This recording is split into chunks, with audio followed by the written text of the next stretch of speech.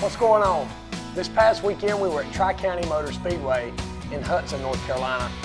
This is a reference. It's about 15 minutes the other side of Hickory. That was the track that I won my first win of 2010 last year on the tour. So it was a race that we were looking forward to. It was a double-edged sword that one of the disappointing things about the race this weekend is we were the only division there. For me, that's disappointing because I always like to watch the other races. I guess the flip side of that, the good side of it, is we weren't stuck there all night. So after our race was over, we were able to get out of there. But we showed up at the racetrack, and I think they had about 19 cars for the event, so that was pretty good for our tour this time of year. We had the tires that we had to go out on had about 60 laps on them. They were from Thompson. So what we were focusing on is trying to get the car good on wore-out tires and not so much worry about how fast we could go. But like I've talked about in my other videos, we want to try to make it go for a long time. You know, to be honest with you, I went out and I ran about 10 or 15 laps, and I came in and I parked it. And the guys were all saying, you know, what's wrong? But I was really happy with the car. We weren't sliding around so much, and the car was actually getting some really good grip. I was trying to run right down next to the wall.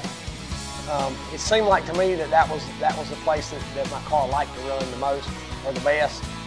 What I'll do a lot of times is I'll try to hit a couple different grooves, and whichever groove my car feels the best to me in, and whichever groove the car feels like it's getting a less amount of wear on the tires, that's where I try to run it at. So I ended up down at the wall next to the inside wall.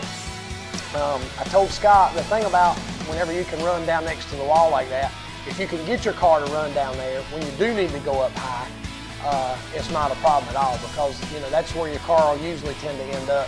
If you're tight or you're loose, you'll try to run up the racetrack. So we actually parked for the first practice and waited for the second practice to come around.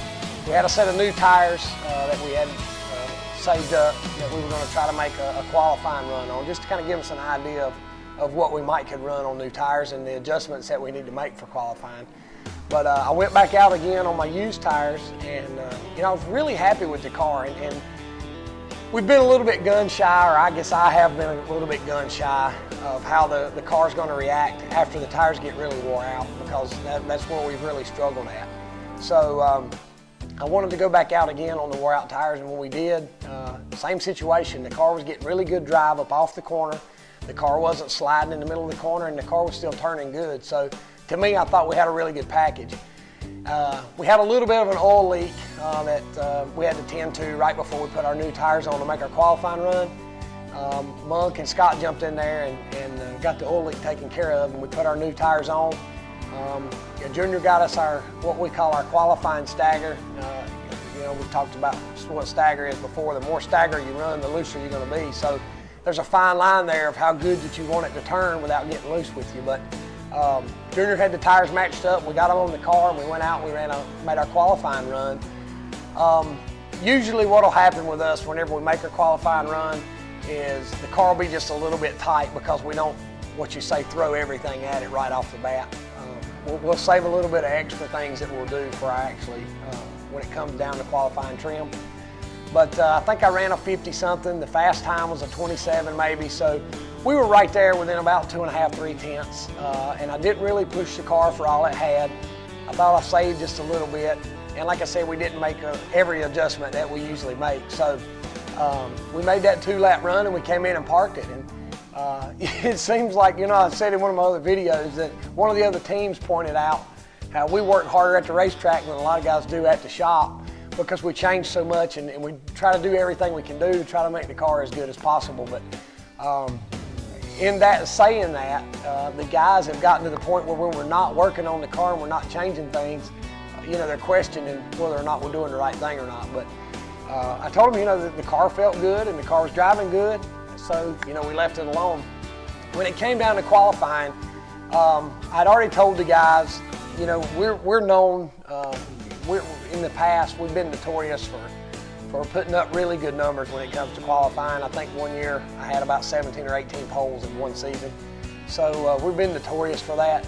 And I told the guys, I said, don't be disappointed if we don't sit on the pole, because the car, it should race really good, but I don't know if it's going to be really good qualifying or not. So we were about second from the end to go out. I think the pole at the time was a 15.20, and when I went out, I ran a 15.28. We were qualified second. So I was really pleased with that because I didn't think we would be able to put up a really good number, and I thought that was relatively fast for the situation and for the way we had the car set up. But as the race got started, like I said, I qualified second. I faded back just a little bit because I went into conserve mode.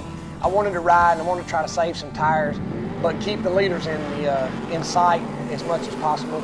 I knew I wasn't abusing the car, and I knew the car was really good. So the line that I was running, nobody else was running right down on the wall like I was. So I knew that when I got ready to go to try to make my move through traffic, that I'd be able to make a pass easy if I needed to, because I could run that groove that nobody else could run. And as we got to coming back through the field, I charged back up to third, and I was running the 11 car down for second. And it was only a handful of laps to go. We got a green, white, checkered finish. The 09 car was leading the race, and he chose the outside lane. The 11 car chose the inside lane, and that put me in third behind the 11 car. So it gave those guys' tires a chance to cool down, and you know, it's hard to make a charge like that when you're pretty equal. And I think the top three cars were relatively equal, so it's hard to make a charge when you're equal and your tires are all wore out and everybody's kind of sliding around at the end. But for the most part, we had a really good car. I think that we've really made a lot of gains on having a good car at the end of the race. The last 4 races we've run, we've been competitive at the end of 150 laps, and that's what we've been lacking. So we were running third in Caraway when we broke. We went to Langley and were fourth, and should have been better than that. We went to Thompson and was second, and then was third this weekend. So if we can keep, you know, staying in the top 3 or 4, I think that the win's going to come. We've got Caraway this weekend. It's a makeup race for earlier this year where they had a rain out. So I said in my post-race interview with Tim Southers at Tri-County, it's been a long time since I've looked forward to going to Caraway. So I'm looking forward to this weekend. I think that we've got a really good car. I think that we're going to be competitive, and hopefully we're going to bring home a win. But thanks to all the fans that came out. There wasn't a whole lot of fans there because there was only one division running. It's always something going on. My phone ringing, but the fans that did come out, I saw some of my Bowman Gray regulars. I saw some new faces that, you know, welcomed us to Tri-County, to that area, and it's always nice whenever you can see the kids and you know, get your picture made and see the smiles on their face. And this week we had Tootsie Rolls and Starburst, so not only did the kids enjoy it, I saw a lot of parents enjoying that too. But thanks to everybody that comes out. Thanks to everybody who's watching these videos, and hopefully we'll see you this weekend at Caraway.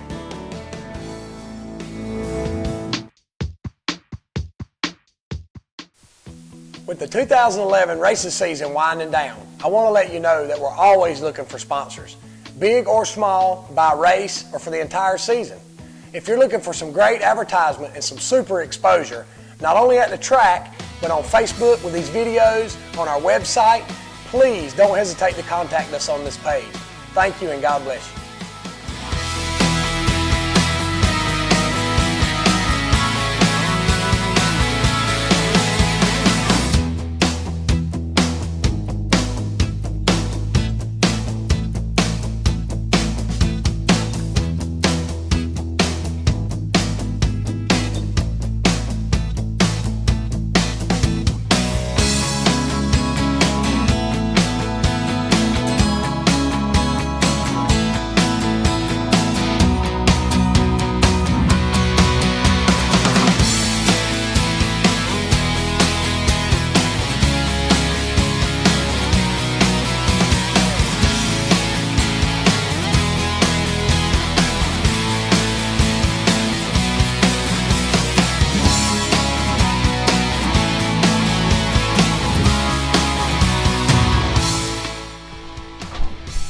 Hey, the winner of our trivia Shake It Off video. Let's try that again. Darn it. The winner of our Shake It Off cheer video was Ryan Balmer. The way we picked a winner, but Ryan Balmer, you were definitely entertaining. Then what?